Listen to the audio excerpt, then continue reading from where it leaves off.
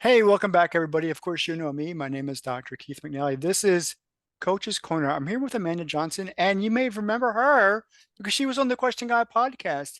And we're going to talk about what she does professionally because she is a professional superhero. And we're going to get into that conversation now. She's laughing, but it's totally true because as we prepped for this call, she used the word superpower twice in 5 minutes. So we need to dive into that, what that's all about. Amanda, welcome to the show. Welcome back to the show. Welcome back to the conversation. Thank Um, you. so let's talk about that. What is your superpower and how did you get it?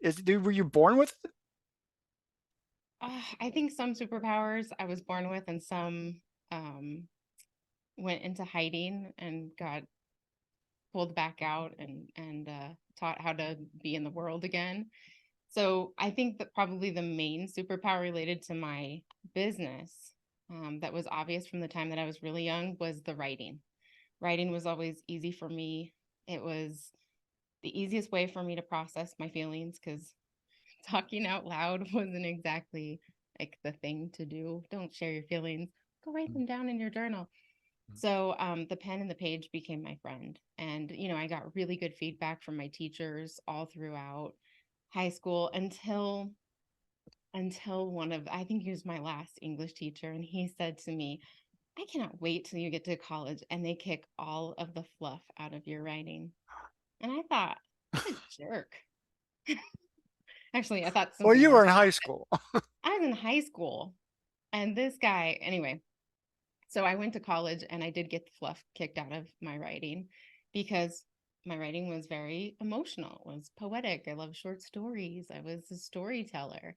And when I got to college, I got into a university honors program that was based on classic books, and you got to do one paper per semester. And when I say you get to do it and redo it until it is acceptable to the mentor that you are assigned. And so my first semester, I think I rewrote that thing about 17 times. It And became your superpower. yeah, technical writing became my superpower. Okay. So, they had to teach me how to think critically because that wasn't a thing before then. And so I learned how to do that. I learned how to organize my thoughts. I was in a teaching credential program, so I learned how to build concepts across time so that others could digest it. So by the time I came out of there, I had pretty good writing chops. I could, think critically, organize something, and also make it pretty exciting. I think that is a superpower because many of us Yeah. try or attempt to write things down and we get lost in our thoughts. And so Mm.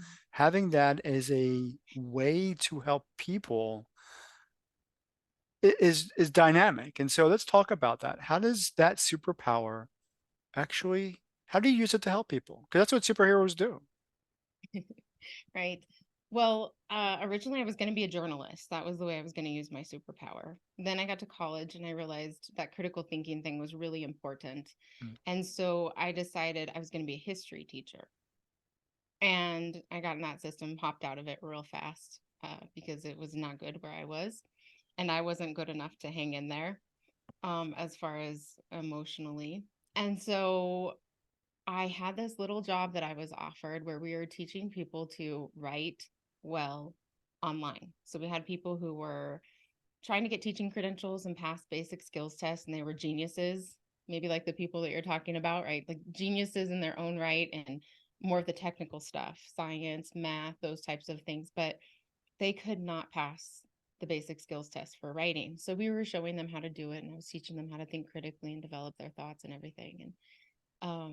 And so then it wasn't just writing, it was helping people to think critically because this actually doesn't flow properly. I think we've missed something. There's a gap here, right? And so there was that huge component of it. And then eventually we went out to shop that business. It wasn't mine, but we went out to talk about it, and we went to the wrong group. We went to a group of entrepreneurs who were already writing things.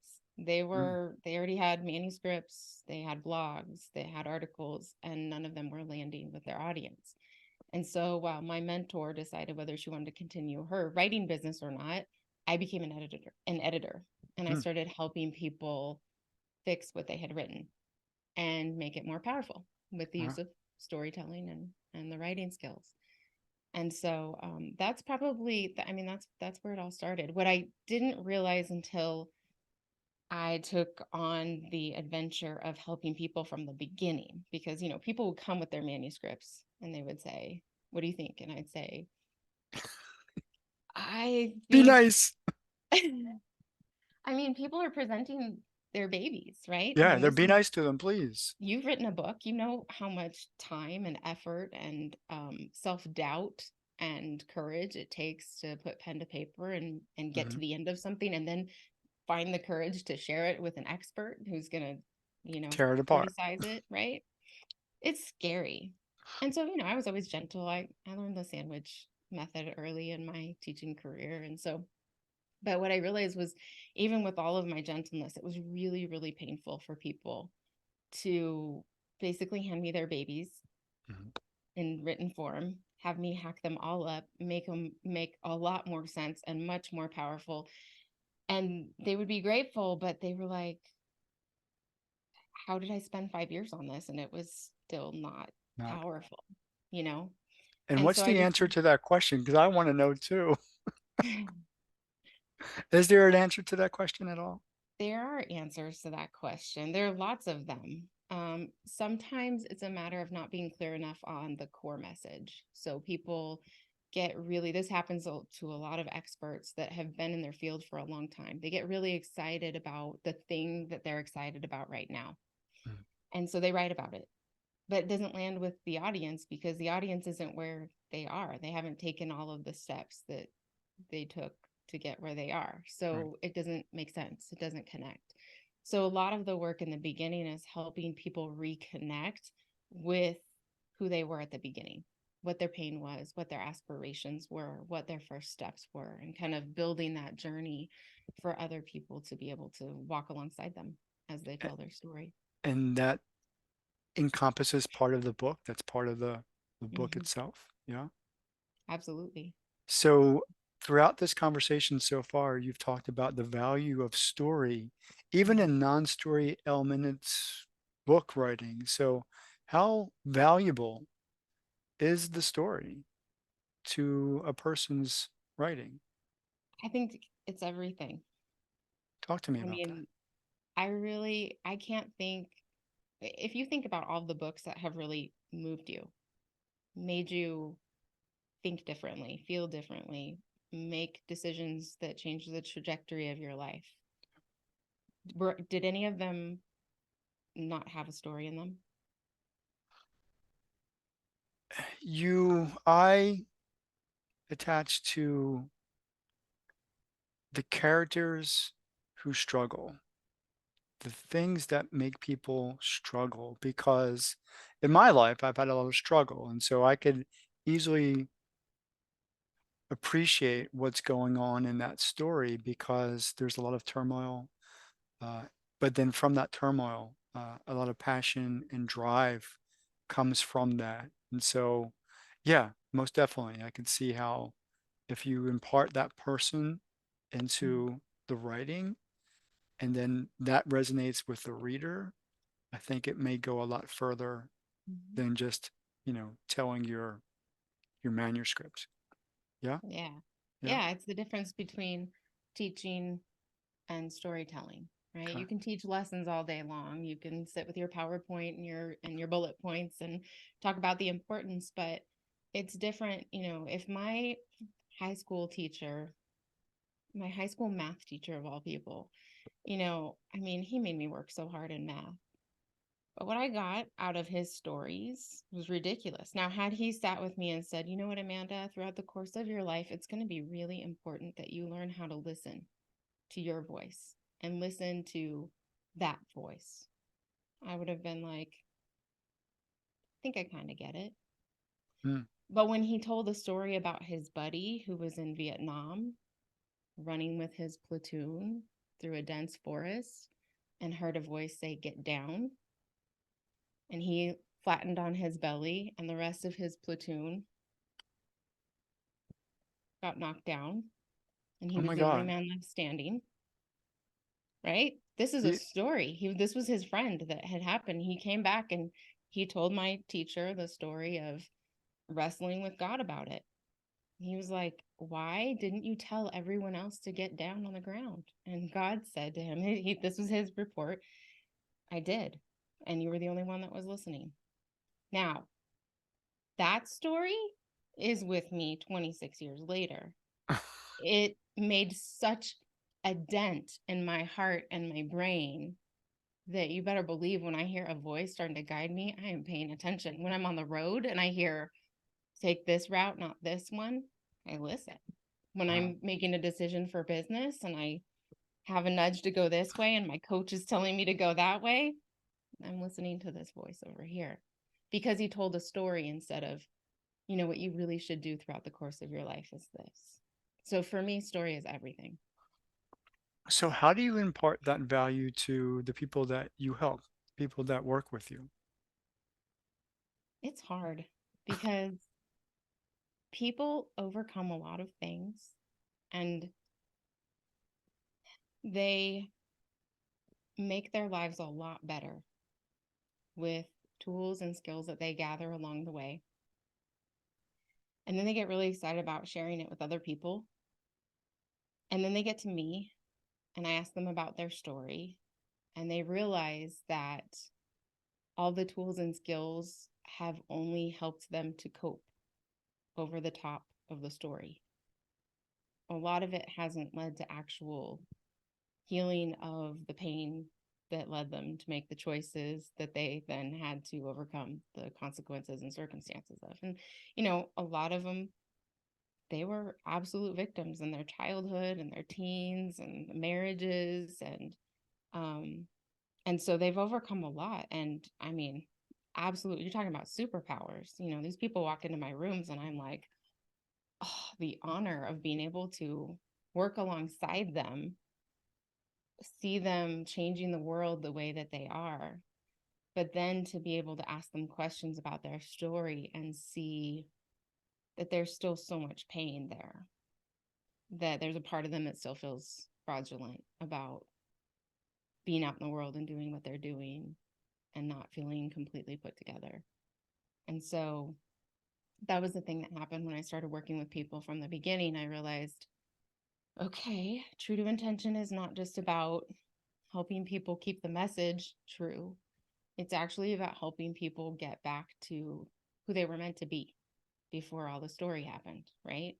And so through the process of asking them about their stories and helping them to write their stories so that their messages make more sense, because I don't really care what you have to say if I don't know why you want to say it. And it's really hard to say why you want to say anything without telling the story behind it. But a lot of people don't want to tell those stories because yes, it'll help others, but it still hurts.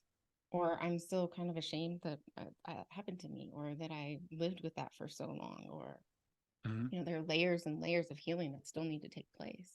mhm. And so what I found is the process of facing their story and especially writing their story. Um, it allows a level of processing and healing that is really hard for me to find in any other modality because people get to look at the whole arc of their story. When you ask, if I were to ask you, what are the three most defining moments of your life? We have that bias in our brains that goes to all of the negative stuff, right? The three most defining are like the three most tragic or traumatic, often. And I could give you Or three. like right there, right? And then, but if I framed it up and I said, what are the three best moments of your life that changed the trajectory, then your brain would only focus on those things and Actually, leave they all would the probably be negative the same stuff. three Ooh, that's somebody who's done their work though. because it's a transformation after. Yeah. It is. And so that's the thing that when people are really busy moving through the world in service to other people, raising families, hustling to make the bills, fill in all of the millions of blanks that we got to do in this Mm. human experience. Um, a lot of people don't get the time to look at their whole story and say, this was tragic. And it also could be kind of magical if I looked at it from another perspective. And that is what writing through one story, um, with a guide who asks the questions, I don't know, I don't really feel this. Could you write more feeling in here? Could you tell me how you're feeling in your body, how you were as a character in that story? And then they wonder why they hired me and if they should cancel their contract because I'm making them go back to some painful stuff. And I'm like, no, just trust me, take some deep breaths. I'm with you here. And so they work through that and they come up for air out of that moment. And somehow they feel a little better. Like, oh my God, I actually survived that because I was in it again. And I just realized I got back in it again. I survived it again. And then I say, okay, so there's this horrible moment and this one, what happened in between? And that's when a lot of the more magical things start to appear. They start to see that people stepped into their lives at the just right time. They picked up a phone call at just the right time.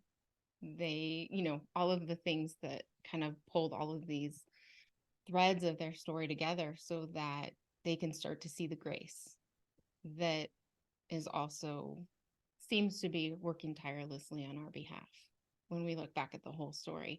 And so through the course of going back into the hard stuff and into some of the awesome stuff that oftentimes scares people as much as the hard stuff, interestingly, and then looking at it from that bird's eye point of view, there's usually this moment where we get to, I would say, it's pretty typical. I can almost guarantee it's going to happen between the 60 and 75% mark of the book. There's something about that. There's something in there. And they start writing, and something magically occurs in their lives, and it's usually not easy. So they're writing through all of these. This happened to me. This is how I responded. This happened to me. This is how I responded. And then something happens in their world, and they go, Amanda, you know how this always happens to me, and this is how I always respond? Mm-hmm. Do you think that's why this thing is still happening in my life? I think it might be. Yeah. And then in that moment, I say they become the co-author because now they can be in the hard moment, feeling all of the feelings because they've learned how to do that back through the writing, noticing what am I thinking? What am I feeling in my body? They're actually processing their experience and their emotion finally. But they're also able to look at it from that higher perspective at the same time and say, but I could do something different right now. I could say something different than I've always said and kind of disrupt this pattern in a big way. And so to me, that is the opportunity of story and writing is So let me completely. ask you this question. You earlier asked you your superpower and you said writing. You have identified another superpower in the past 10 minutes. What is that superpower? Well, I think it has to do with the story, listening, witnessing, really being able to.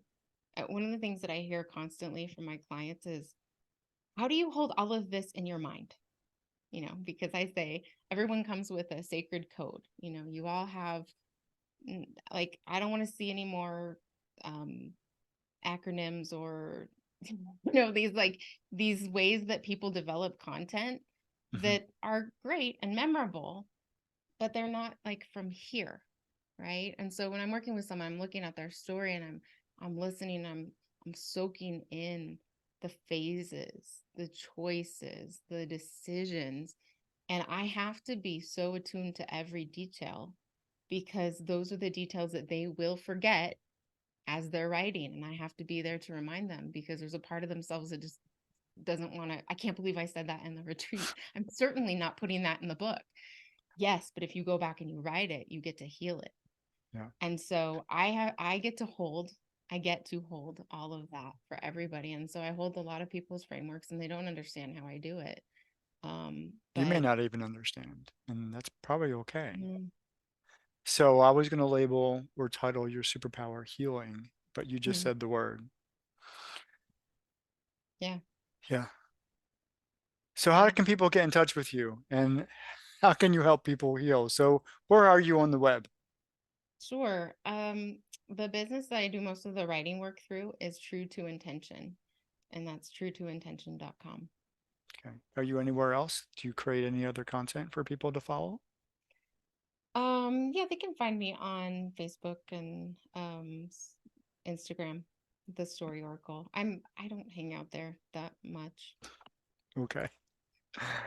But for those of you who are watching and listening, I'm going to put the link to our original The Question God podcast in the description of this video. Amanda Johnson, it was always a pleasure. It's always a pleasure to talk with you because Talk with you too. you know how to tell a story and you tell it really well. Thanks. For those of you Thank who are you. watching and listening, I'll see you next time. Take care.